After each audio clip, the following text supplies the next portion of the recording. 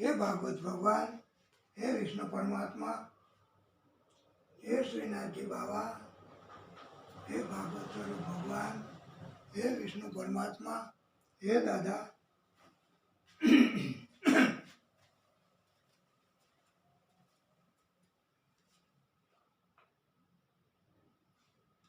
हे नारायण प्रभु, हे दादा,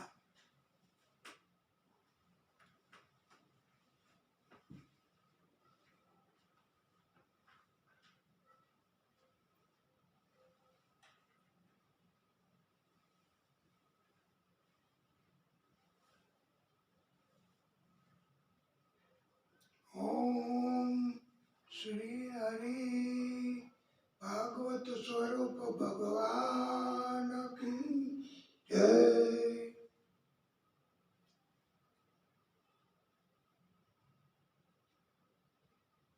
हे विष्णु परमात्मा, हे दादा, बोलिए भागवत स्वरूप भगवान की जय।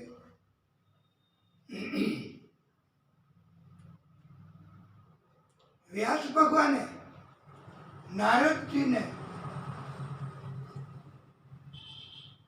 प्रश्न કર્યો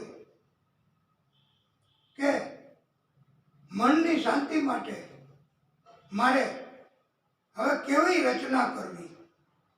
ત્યારે નારદજી કહે છે, ન યદ વચઃ પદમ હરેર્યશો જગત પવિત્રમ પ્રગૃણીત કરહિચિત તત દ્વાપસમ તીર્થમ ઉસંતિ માનસા નયત્ર હંસા નિર્મંતુ શિક્ષયા।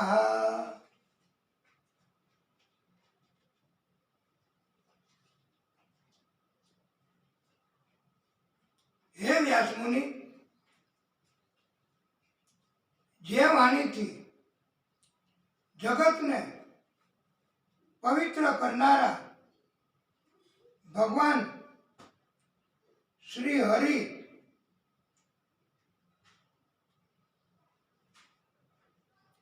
એમનું ગાન થતું નથી, એમની કથા થતી નથી, તે વાણી અપવિત્ર વાણી કહેવામાં આવે છે। એટલે આ સીધી જ વાત ડાયરેક્ટ વક્તાશ્રીને કહેવામાં આવી છે કે વક્તાશ્રીએ ભગવાન શ્રી હરિની જ કથા કહેવાની છે, એમની જ વાણી, એમની જ વાત કરવાની છે। એ સિવાય કોઈ પણ પ્રકારની પોતાની ચાતુર્યની વાત કરવાની નથી કે પોતાની આત્મશ્લાઘા કરવાની નથી। અને એવી જો કથા દરમિયાન વાત કરવામાં આવશે તો તે અપવિત્ર વાણી ગણવામાં આવી છે।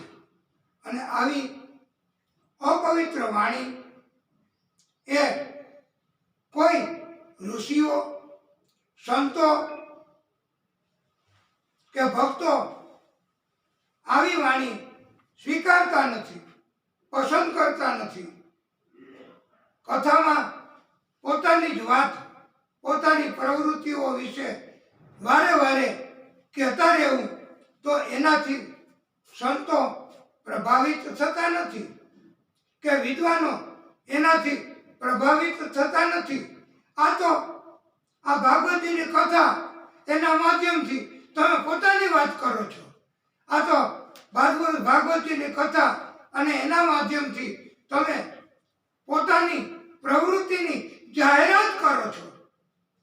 તો આવી અપવિત્ર વાણી એ દેવર્ષિ નારદ કહે છે કે એ લોકો, સંતો આવી વાણી પસંદ કરતા નથી।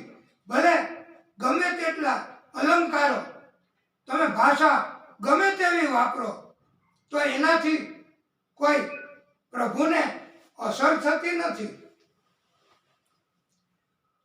પ્રભુને ભાષાની સાથે કોઈ લેવા દેવા નથી. સંસ્કૃતમાં બોલો, હિન્દીમાં બોલો, અંગ્રેજીમાં બોલો, ગુજરાતીમાં બોલો, ભગવાન તો એ આપણી અંતઃકરણની પ્રતિકૃતિ સ્વરૂપ છે. ભગવાનને ભાષાની સાથે કોઈ લેવા દેવા કે પ્રસન્નતા નથી. જે સંસ્કૃત વારે વારે બોલે તો એના તરફ ભગવાન વધારે કૃપા કરે એવું નથી. ભક્તિ જેની વધારે, ભગવાનની કથા પ્રેમથી જે અસરકારક રીતે કહી શકે તે જ પ્રભુને પ્રિય છે અને તેને જ પવિત્ર વાણી કહેવામાં આવે છે. અને આવી પવિત્ર વાણી હે વ્યાસજી, તમે એની રચના કરો અને જેથી પ્રભુ રાજી થશે. અને પવિત્ર વાણીથી કથા કહેવામાં આવે તો જ પાપનો નાશ થાય છે અને તો જ વક્તાઓની પવિત્ર વાણીની અસર, કથાની અસર શ્રોતાઓ ઉપર થાય છે અને તો જ શ્રોતાઓને કથા અસર કરે છે. શ્રોતાઓના હૃદયમાં કથા ઉતરે છે. શ્રોતાઓએ કથામાં બેસવું એના કરતાં પણ વધારે મહત્વનું શ્રોતાઓના હૃદયમાં કથાને બેસાડવી એ મહત્વનું કહ્યું છે. માટે પવિત્ર વાણી કહેવાતી હશે તો શ્રોતાઓ પણ તેનું અમલીકરણ તુરત જ કરશે. અને આથી એમ કહેવાય છે કે શ્રોતાઓ નું પણ કલ્યાણ પવિત્ર વાણી, શુદ્ધ વાણી, કપટ રહિત વાણી અને એવી કથાથી થાય છે.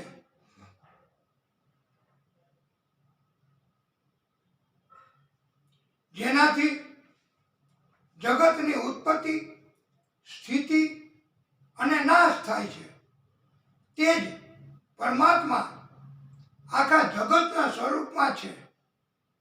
જગત એ પરમાત્માનું જ રૂપ છે. છતાં પરમાત્મા એ જગતથી પોતે અલિપ્ત છે. પરમાત્માને જગતની કોઈ અસર થતી નથી. ભાગવતજીની કથા તથા ભગવાનના કીર્તનથી કલિયુગના સમયમાં મનુષ્યના આત્માની શાંતિ થાય છે તથા મનની સ્થિરતા આવે છે. નારદજી કહે છે, હે વ્યાસજી, મારો 7મો જન્મ હતો ત્યારે મારા માતા પિતાએ મારું નામ ઉપભ્રંત રાખ્યું હતું. હું એક સ્ત્રીમાં મોહિત થયો. આ વખતે મને મારા માતા પિતાએ ઘણો જ રોક્યો, છતાં હું અટક્યો નહીં. વાસનાના કારણથી મેં લગ્ન કર્યા. મારી સ્ત્રી ગર્ભવતી બની. હું કાંઈ કામ કરતો નહીં. મારી સ્ત્રીએ મને કામ કરવા, પુરુષાર્થ કરવા, મહેનત કરવા અને કમાણી કરવા પ્રેરણા કરી. મને તો સંગીતની કલાનો તથા સંગીતના જ્ઞાનનો ઘણો જ રસ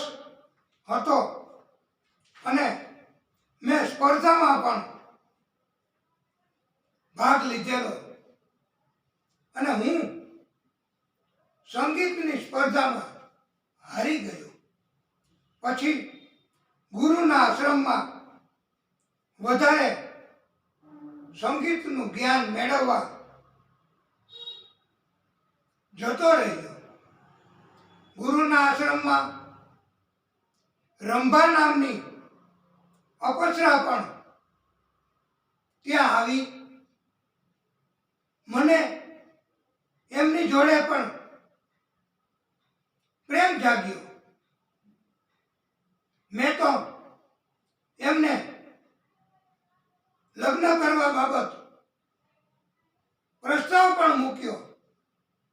ત્યારે મને એ રંભાએ કહ્યું કે તમે તમારી પત્ની, તમારા માતા પિતા એમની કોઈ દરકાર કરતા નથી, એમના તરફની ફરજ બજાવતા નથી અને તમારી જોડે લગ્ન કરવા એ આથી એક અપરાધ જ ગણાય છે. આવું મને કહ્યું. એટલે મને તો એનો ઉપદેશ લાગી ગયો. એના ઉપદેશની મને અસર થઈ. હું આશ્રમમાંથી મારા ઘરે આવ્યો. મારી ગર્ભવતી સ્ત્રી ઘરે હતી. માતા પિતા હતા. તેમની સેવા ચાકરી કરી. તેમના માટે મેં કામ કર્યું, કર્મ કર્યા અને અંતે ફરજનું પાલન કરી હું મારી પત્ની, માતા પિતા એમના ઋણમાંથી મુક્ત થયો અને ભક્તિ કરી બધાના ઋણમાંથી હું મુક્ત થયો. મને બ્રહ્માજીએ અંતે એવો આદેશ કર્યો કે હે નારદ, તમે હવે બધાના ઋણમાંથી મુક્ત થયા છો. પછી બીજા જન્મમાં હું દાસીનો પુત્ર થયો.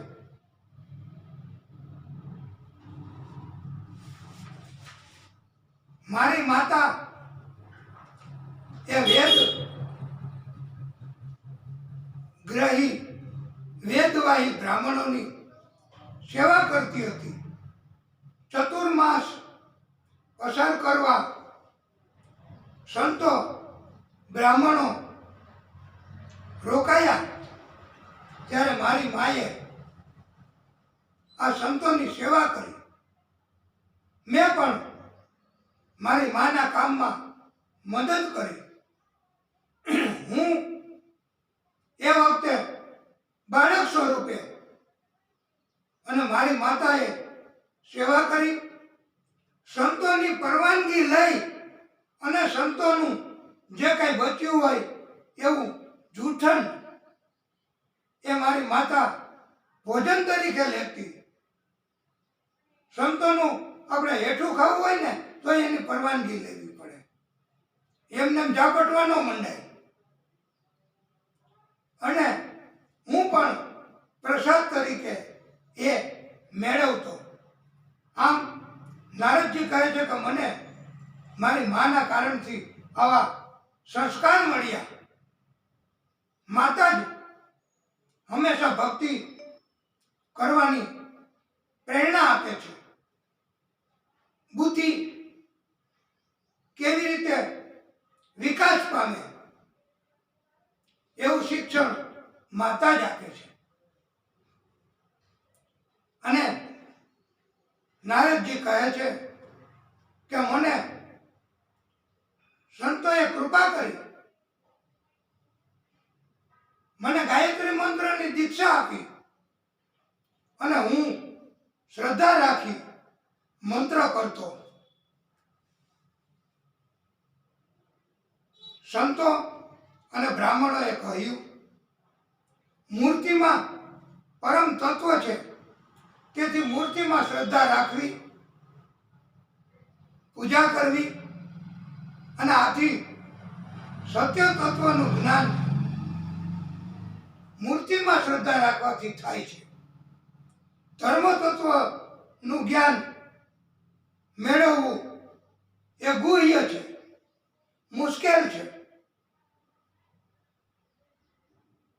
આથી સત્ય તત્વ અને શુદ્ધ આત્માનું જ્ઞાન મેળવવું એ તો એના કરતાં પણ વધારે મુશ્કેલ ગુહ્યતર કહેવામાં આવ્યું છે. અને ઉત્તમ બોધ એવો મને આપ્યો કે પરમાત્મા શ્રી હરિ, ભગવાન વિષ્ણુ એમનું જ્ઞાન મેળવવું એ તો બહુ વધારે મુશ્કેલ, અતિ વધારે ગુહ્યતમ છે. કે ભાગવતજીની કથા એમનું જ્ઞાન મેળવવું, વિષ્ણુ પરમાત્માની કથા એમનું જ્ઞાન મેળવવું એ તો અતિશય મુશ્કેલ કાર્ય છે. પણ આ સૃષ્ટિના સઘળા કામ છોડી અથવા તો બધા જ પૃથ્વીના સૃષ્ટિના સઘળા કામ પરમાત્માને અર્પણ કરી દે એટલે પ્રભુ રાજી થશે. હવે આ કળિયુગમાં તો સઘળા કામ એટલે ઘણા માણસો એમ કહેતા હોય ને મોટે ભાગે કે આજે મારાથી આવું થયું, આવું થયું, આવું થયું, પણ મેં તો ભગવાનને અર્પણ કરી દીધું. પણ વૈષ્ણવો, ભક્તો, પરમાત્મા તમારા પાપ કર્મ એ સ્વીકારતા નથી. એને અર્પણ તમારે પાપ કર્મ કરવાના નથી, સત્કર્મો જ ભગવાન સ્વીકારે છે. અને સત્કર્મ, સત્સંગ, ભક્તિ એ જ એવા જ કર્મ તમે કરો અને પછી તમારે એવા કર્મ પ્રભુને અર્પણ કરવા. એટલે જ પ્રભુ તમારી ઉપર રાજી થાય, કૃપા કરે અને તમને સુખ, આનંદ આપે અને પાપમાંથી મુક્તિ કરાવે, રોગમાંથી મુક્તિ કરાવે. એટલે પરમાત્મા છે એ હંમેશા આપણા સત્ય અને સત્કર્મો સ્વીકારે છે. અને એટલે આપણે એમને હંમેશા આપણા સત્કર્મો અર્પણ કરવાના છે, જેથી આપણને સત્કર્મનું અભિમાન ન જાગે.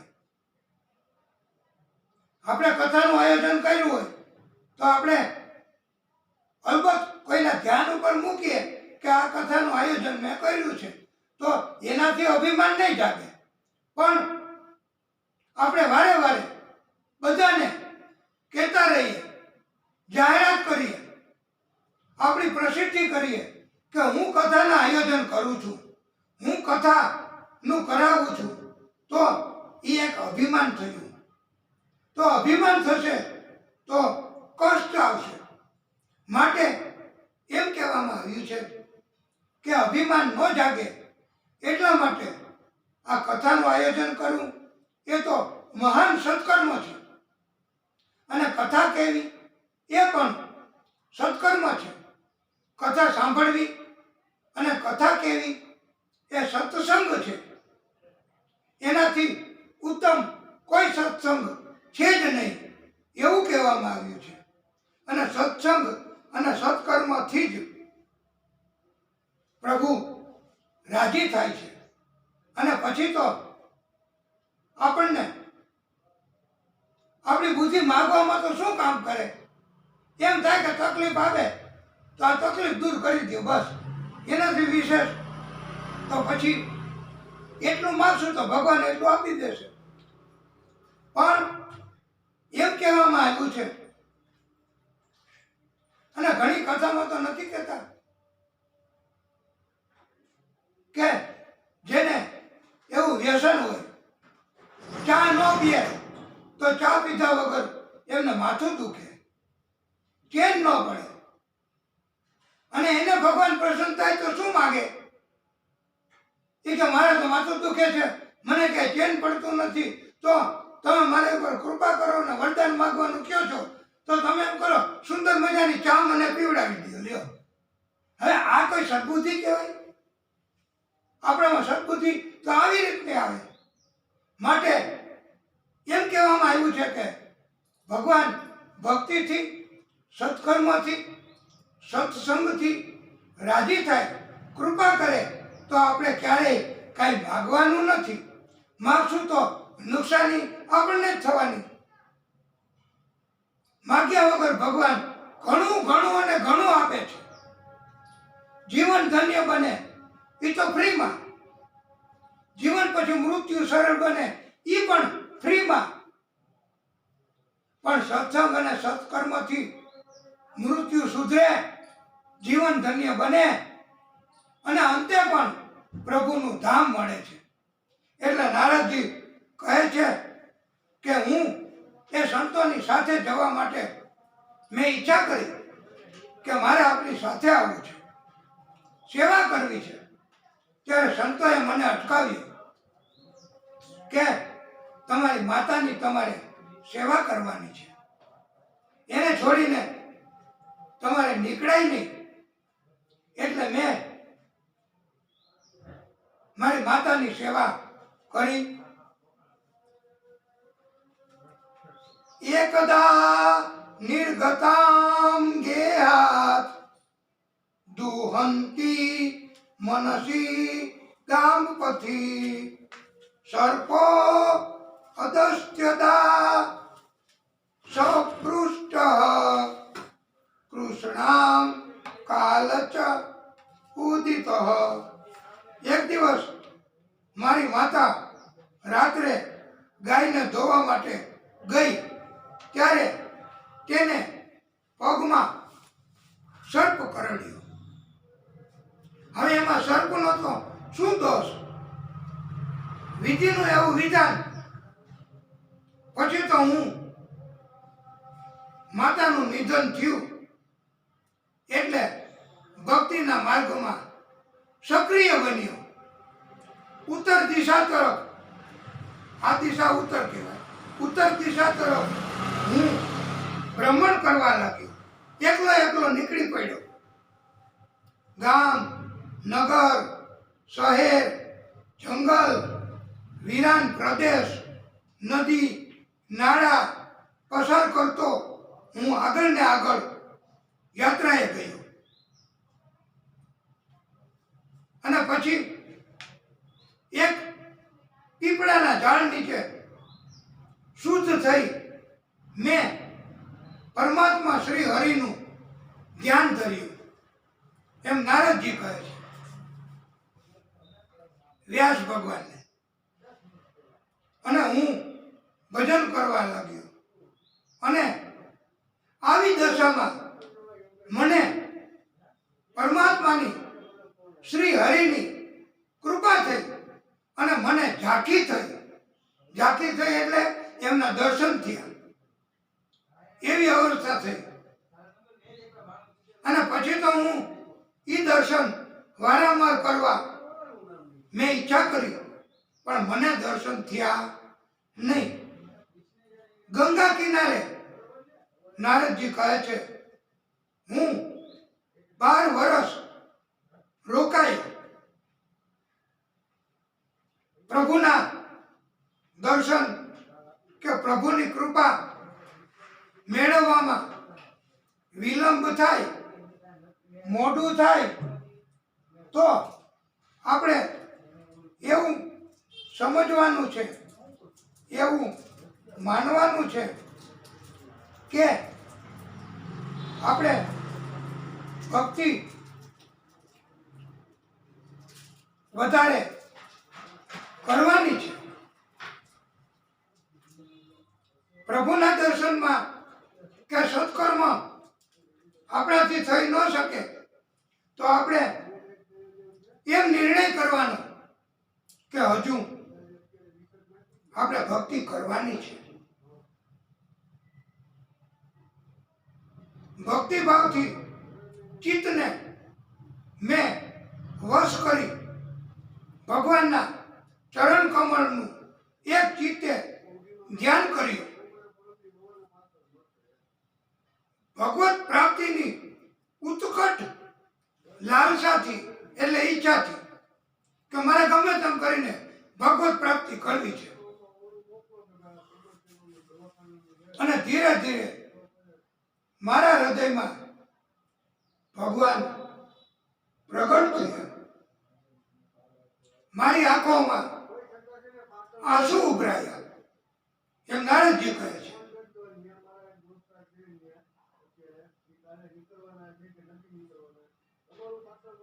નારદજી કહે છે કે હે વ્યાસજી, મને ફરી ઝાંખી થઈ નહીં.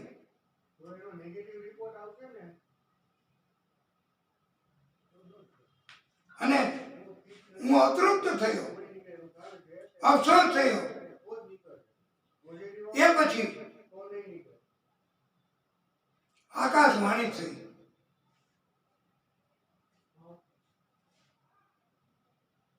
આકાશવાણી એટલે અંતરિક્ષમાંથી અવાજ થયો.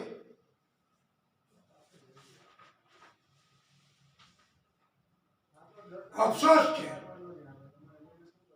ખેદ છે, માફ કરજો. આ જન્મમાં ફરી દર્શન તમને નહીં થાય.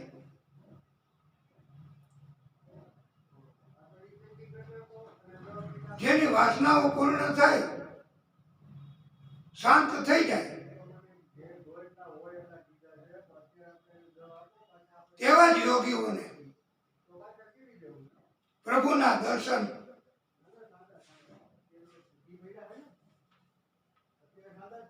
અને ઝાંખી થાય છે.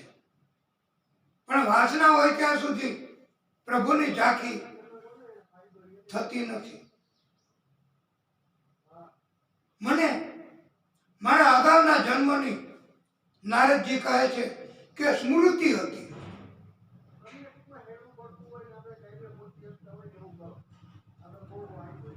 અંતે મારો દેહ, નારદજી કહે છે, છૂટી ગયો. કલ્પાંત ઈદમાદાય શયાને અંબસ્યુત અવંત શશીશોર ભૂપ્રાણમ વિવિશે અંત અહમ વિભો. મારો દેહ છૂટ્યા બાદ કલ્પોના અંત પછી 1000 યુગ વીત્યા. પછી ભગવાન નારાયણ એમણે 91 પ્રલયકાલીન સમુદ્ર એના જળમાં શયન કર્યું. અને એ સમયે એમના હૃદયમાં એટલે ભગવાન નારાયણના હૃદયમાં સહન કરવાની ઈચ્છાથી આ સઘળી સૃષ્ટિને સંકેલી લઈને પછી બ્રહ્માજી જ્યારે ફરીને પ્રગટ થયા, બ્રહ્માજીએ સૃષ્ટિનું સર્જન કર્યું.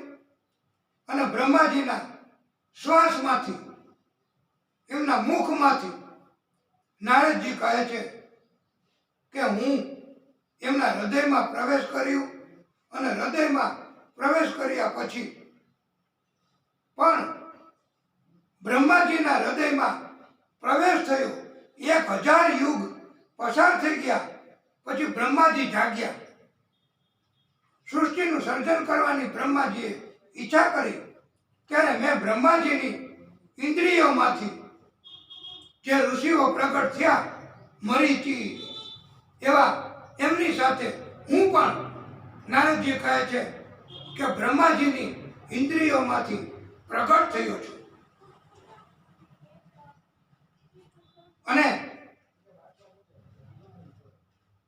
પછી હું ત્રણેય લોકમાં કોઈ પણ જાતની રોકટોક મને કોઈ કરતા નથી, મને કોઈ અટકાયત કરતા નથી. હું ત્રણેય લોકમાં પ્રભુની કૃપાથી વિચરણ કરું છું અને મેં કીર્તન કરવાનું અખંડ વ્રત રાખ્યું છે અને પ્રભુની ભક્તિ કરે એની ઉપર જ પ્રભુ કૃપા કરે છે અને એ જ પ્રભુનું નામ લઈ શકે. એ સિવાય કોઈ પ્રભુનું નામ લઈ શકે નહીં. ભલે દુઃખ હોય, કષ્ટ હોય, દર્દ હોય, ભય હોય, તો એ પ્રભુનું નામ લઈ શકે નહીં. એકવાર અંતિમ યાત્રા નીકળી તો ત્યારે બધા ભગવાનનું નામ લેતા હતા, ભગવાનનું કીર્તન કરતા હતા, ભગવાનના મંત્ર બોલતા હતા. ત્યારે એક સંત ત્યાંથી નીકળ્યા, ઉભા રહ્યા, બધાને રોક્યા કે તમે આ બધા શું બોલો છો? તો બધા કહે છે કે અમે ભગવાનનું નામ બોલાઈએ છીએ. સંતે કહ્યું કે તમે જેને લઈ જાઓ છો એ કેમ બોલતો નથી? ત્યારે બધા કહે છે કે એ તો મૃત છે, એ ભગવાનનું નામ ન લઈ શકે. જે એટલે સંતે કહ્યું કે એવું હોય, જીવંત હોય એ જ ભગવાનનું નામ લઈ શકે? એ કે હા. એટલે સંતે કહ્યું કે તો જે ભગવાનનું નામ નથી લઈ શકતા એ પણ મૃત જ કહેવાય? તો બધાએ કહ્યું હા. ત્યારે કળિયુગમાં જે મોટે ભાગે ભજન કરતા નથી, સત્સંગ કરતા નથી, સત્કર્મ કરતા નથી, ભગવાનના કીર્તન કરતા નથી, ભગવાનનું નામ લઈ શકતા નથી, એ મૃતક જ કહેવાય. એ આમ તેમ ભટક્યા કરે, એને શાંતિ હોય નહીં. માટે નારદજી કહે છે કે હે વ્યાસજી, દેવદત્તામ ઇમામ વીણામ સ્વર બ્રહ્મ વિભૂષિતામ મૃત સપિત્વા હરિકથામ ગાયમાન ચ અમ્યહમ. હે વ્યાસજી, મને પરમાત્મા શ્રી હરિએ કૃપા કરીને વીણા આપી છે અને આ વીણાથી હું જુદા જુદા પ્રકારના સૂર છોડું છું અને એનાથી ભક્તિ કરું છું, કીર્તન કરું છું. મેં ધ્રુવજી, પ્રહલાદજી એમને બધાને ઉપદેશ કર્યા છે અને ભક્તિ બધાને આપી છે. અને આથી નારદજીએ વ્યાસ પ્રભુને આ પોતાની વાત કરી, પોતાની કથા કહી અને પછી એમ કહ્યું કે તમે પણ હવે એવી રચના કરો કે જે રચના એમાં ભગવાનની ભક્તિ, ભગવાનના કીર્તન, ભગવાનના ગુણ, ભગવાનની કથા જ હોય. ભગવાન સિવાય બીજી કોઈ કથા હોય જ નહીં. એવી તમે રચના કરો. ત્યારે વ્યાસ ભગવાન એને આવો ઉપદેશ નારદજી આપ્યો અને નારદજીના ઉપદેશથી એમને અસર થઈ અને ભગવાનની કથા કેવી રીતે કરવી એની રચના, એનો વિસ્તાર વ્યાસ ભગવાન કહે છે કે મને તો ખબર નથી. તો નારદજીને કહ્યું કે હે દેવર્ષિ, તમે મારી ઉપર કૃપા કરો અને મને તમે ભગવાનની વાત, ભગવાનની કથા સંભળાવો.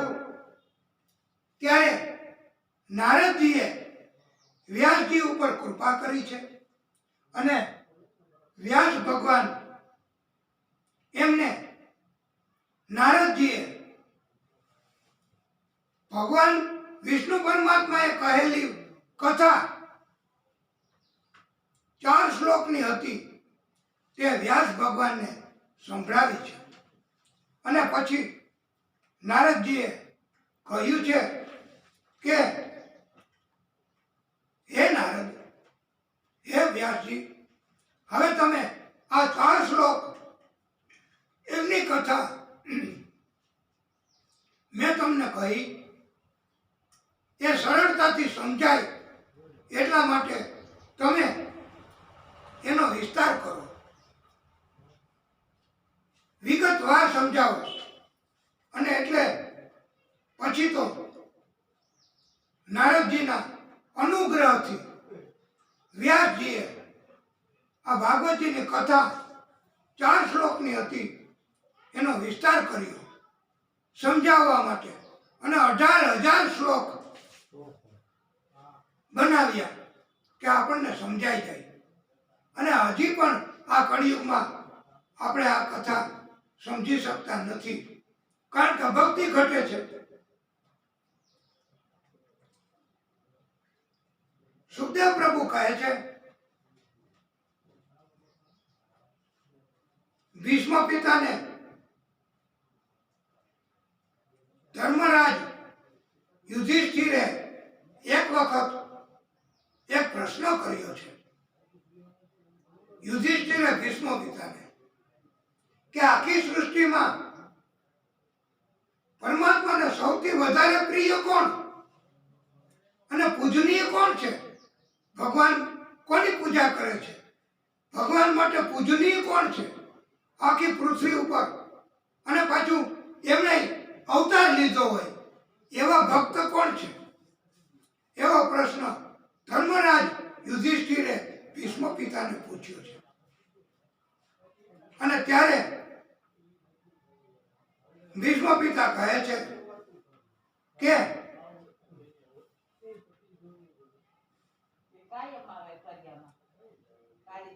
આવો જ પ્રશ્ન કૃષ્ણ ભગવાને રાજા ઉગ્રસેનને પૂછ્યો હતો. ઉગ્રસેન મહારાજે કૃષ્ણ ભગવાનના આ જ પ્રશ્નનો જવાબ આપ્યો છે. એ જવાબ તમે સાંભળો એમ ભીષ્મ પિતાએ યુધિષ્ઠિરજીને કહ્યું છે અને જવાબ આપ્યો છે.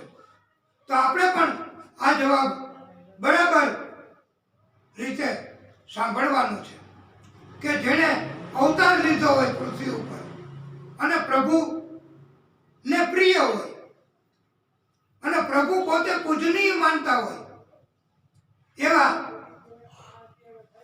આખી પૃથ્વીમાં માત્ર ને માત્ર એક નારદજી છે. નારદજીને ભગવાન પ્રિય માને છે, નારદજીને ભગવાન પૂજનીય માને છે અને નારદજી ભગવાનની ભક્તિ સતત કરે છે. એટલે નારદજી છે એને આપણે ખલનાયક સમજવાના નથી. આપણા મગજમાં ઘણા વિવેચકો નારદજીનું ચિત્ર એવું ફસાવી દે છે કે ચોટલી ઊભી રાખી હોય, એમાં માળા પહેરાવી હોય, ટકો રાખ્યો હોય, વીણા લઈ અને વાત કરે એક વાત બીજી જગ્યાએ અને આવો ઉપદેશ કરે, તો એવા કારણથી નારદજીને ઝઘડા કરાવનાર તરીકે અને ખલનાયક તરીકે આપણને આવો પરિચય ઘણા કરાવે છે. તો નારદજી છે એ તો પૂજનીય છે, એ ખલનાયક નથી. ભગવાન પણ નારદજીને પૂજ્ય માને છે અને ભગવાનને નારદજી પ્રિય છે. અને નારદ નારદજીના ગુણોનું વર્ણન ઉગ્રસેન રાજાએ કૃષ્ણને કહ્યું છે કે નારદજીના ગુણો ક્યાં ક્યાં હતા, અને એના 202 શ્લોક ઉગ્રસેન મહારાજે ભગવાન કૃષ્ણને કહ્યા છે. અને દેવોને પણ વિટંબણા ઊભી થાય, મુશ્કેલી ઊભી થાય ત્યારે નારદજી એ મુશ્કેલીનો ઉકેલ બતાવે છે. અને નારદ, જેનું કોઈ દિવસ કઈ કીધેલું રદ નથી થતું, એ જ નારદ. આવો નારદજીનો મહિમા પ્રભુએ પોતે ઉગ્રસેન મહારાજે કૃષ્ણ ભગવાનને સમજાવ્યો છે. 202 શ્લોક. અને આ નારદજી એમનો પરિચય આપણે, અને ભાગવતજીની કથા એ જ્યાં જ્યાં થતી હોય ત્યાં ભગવાન પોતે પધારે છે. અને નારદજી પણ કીર્તન કરતા કરતા એમને કીર્તન બહુ પ્રિય છે. અને એટલે તો નારાયણ નારાયણ નારાયણ. તો આપણે બધા સમજી જઈએ કે હવે નારદજી પધાર્યા. એમ આપણે અહીંયા હવે આપણી બાજુમાં પણ હવે ઘોંઘાટ કે વાતો અને એવું બધું થશે. આપણે કોઈને અટકાવશું નહીં. આપણે આપણી કથાને, આજની કથાને અહીંયા વિરામ આપીશું. અને હવે આપણે બાકીની કથા આવતીકાલે કહીશું. બોલીએ ભાગવત ભગવાન કી, વિષ્ણુ પરમાત્મા શ્રી હરિ કી, નમઃ પાર્વતી પતયે હર હર મહાદેવ હર. આપણે આ કથાને વિરામ કરી 5 મિનિટ આરતી કરી અને પછી આવતીકાલની કથામાં આપણે હાજર થશું. બોલીએ ભાગવત ભગવાન કી.